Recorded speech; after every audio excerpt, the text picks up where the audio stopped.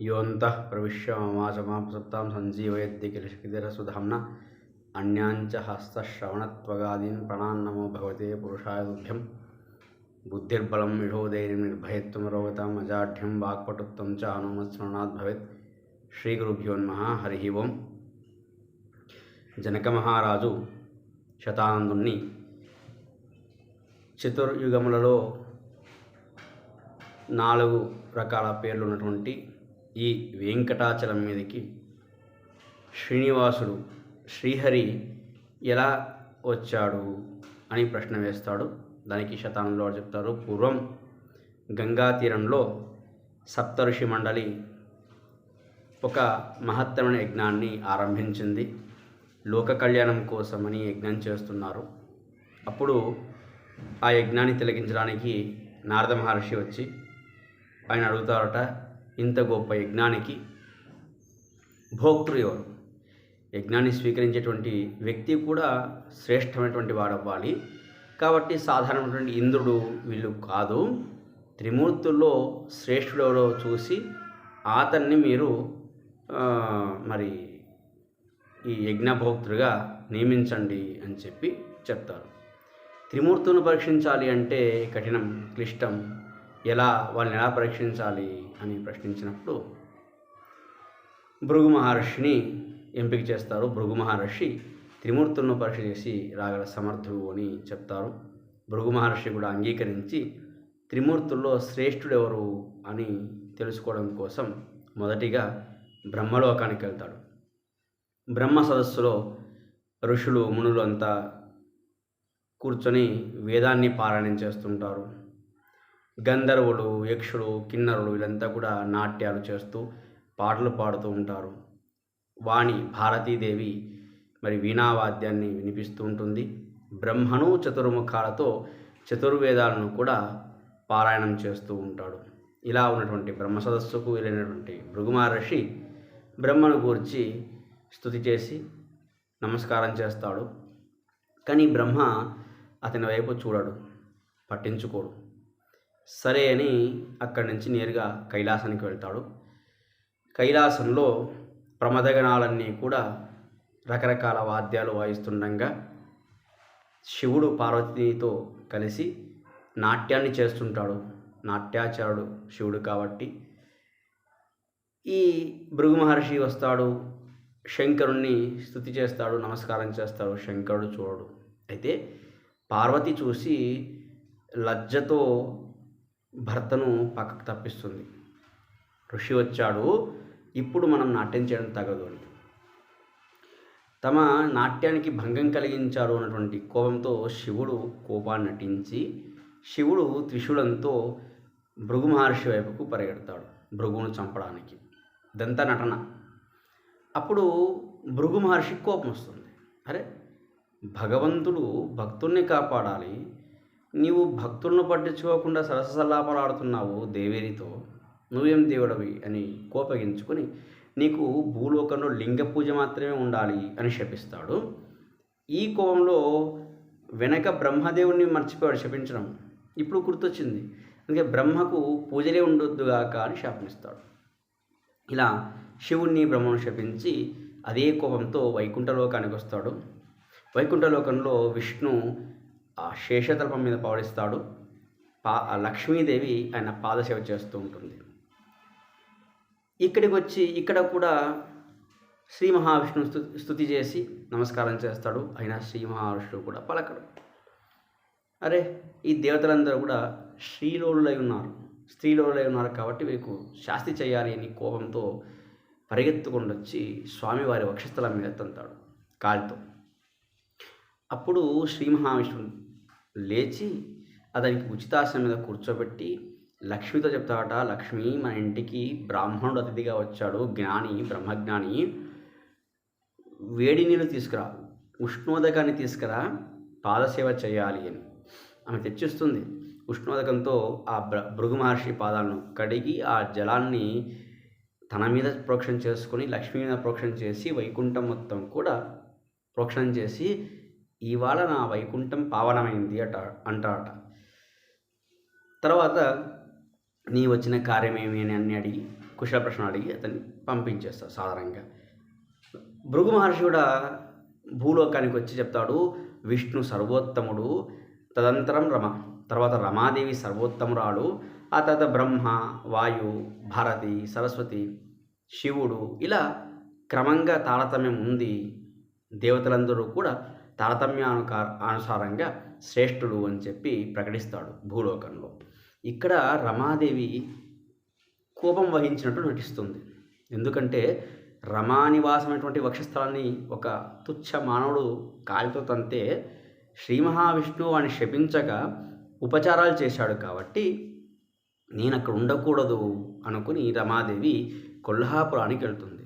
కొల్హాపురంలో అప్పుడు కోలాసురుడు అనేటువంటి దైత్యుడు స్త్రీలను పరాభవించేవాడు. వాళ్ళందరూ కూడా మహాలక్ష్మికి మొరపెట్టుకున్నారు. కాబట్టి మహాలక్ష్మి కొల్హాపురంకు వెళ్ళి కోలాసురుని సంహరించాల్సింది. కోలాసుర భయంకరి అని మనం చెప్తాం. అందువల్ల ఇదంతా ఒక నాటకం. లక్ష్మికి కోపం రాదు, శ్రీ మహావిష్ణువుకు అలకలేదు.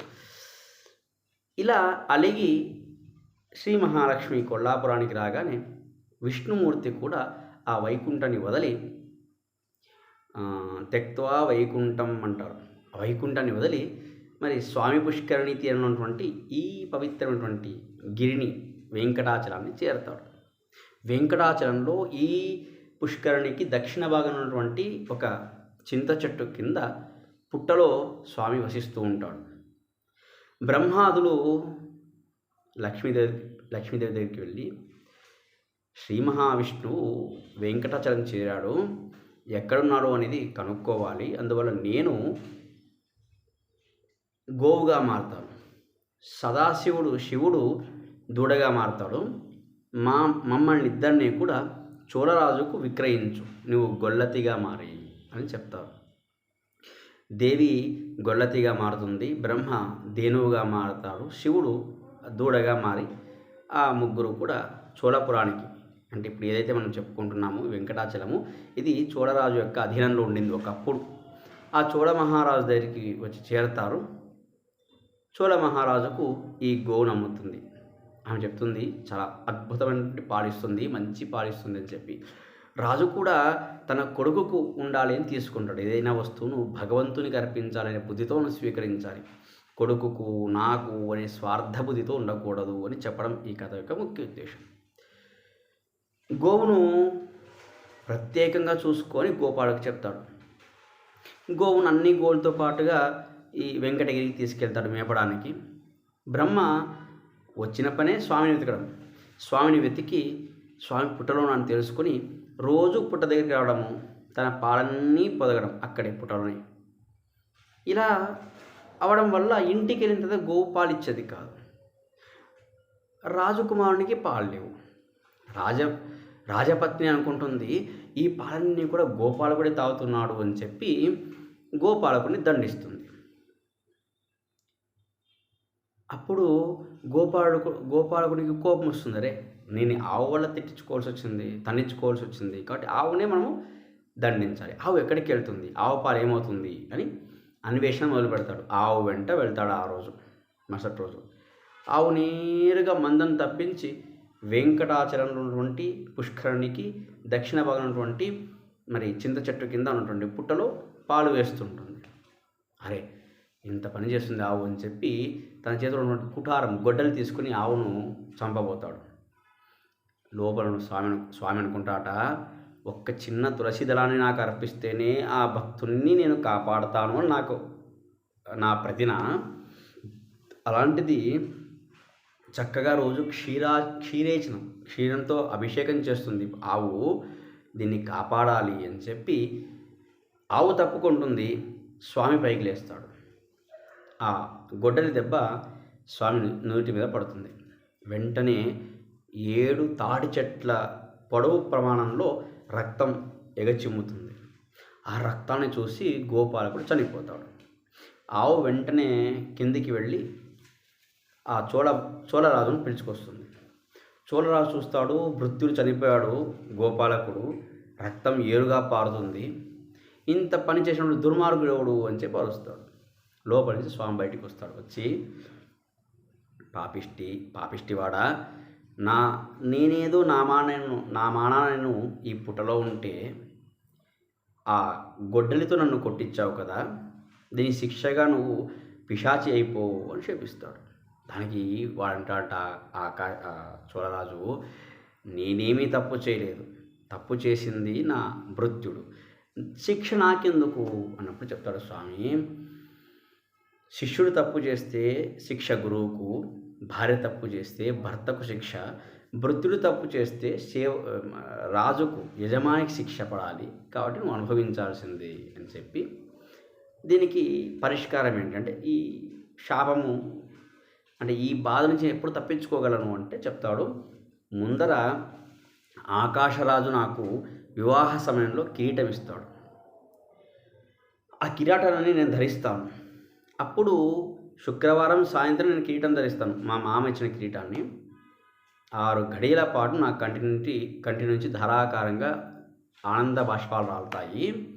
ఆ సమయంలో నువ్వు సంతోషపడు, అంటే నీకు ఈ పిశాచ బాధ ఉండదు అని చెప్పి వరం ఇచ్చి వెళ్ళిపోతాడు.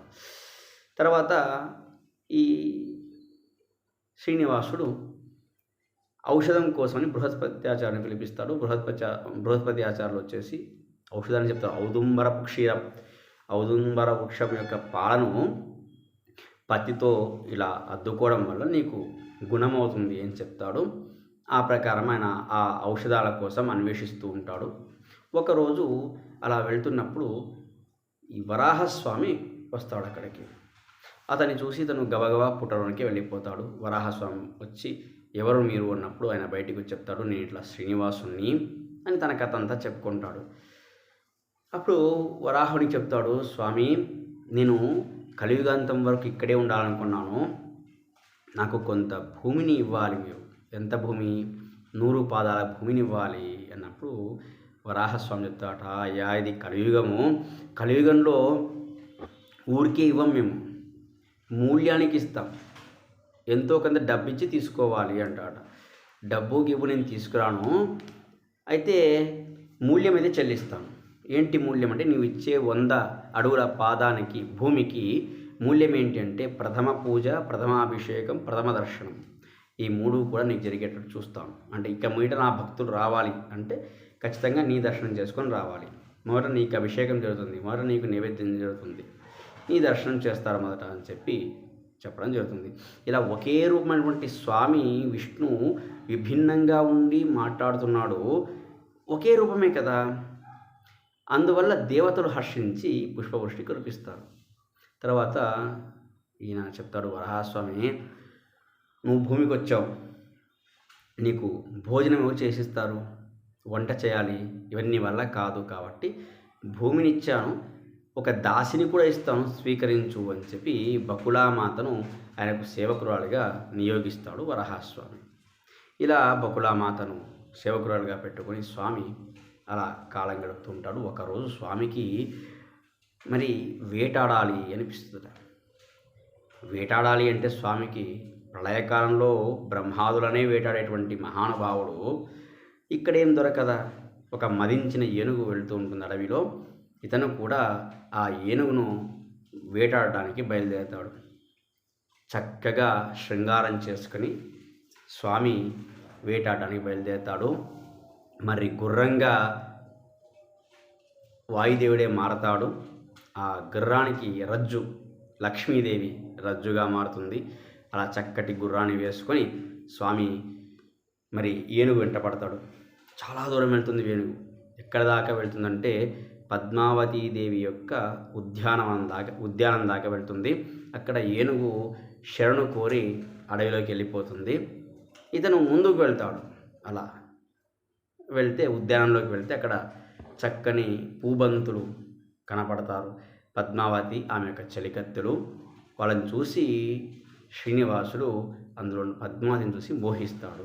మరి ఎవరి పద్మావతి ఏంటి అనే విషయాన్ని తదుపరి వీడియోలో చూద్దాం. స్వస్తి శ్రీకృష్ణ అర్పణమస్తు.